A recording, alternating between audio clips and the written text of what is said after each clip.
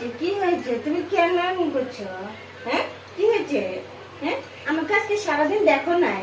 হ্যাঁ, এই জন্য হুম আমি এসেছি তো, এই যে এসেছি, এই যে এই যে হ্যাঁ, এখন দুটোটা খেয়ে নাও, দুটোটা খেয়ে নাও, তারপর তোমাকে খাওয়া দেবো।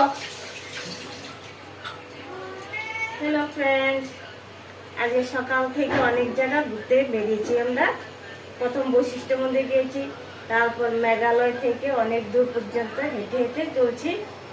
তারপরে ঘরে আসলাম, ঘরে আসার সময় এমনি জালবড়ি থেকে এই যে চাপেলা মাছ কিনে এনেছি।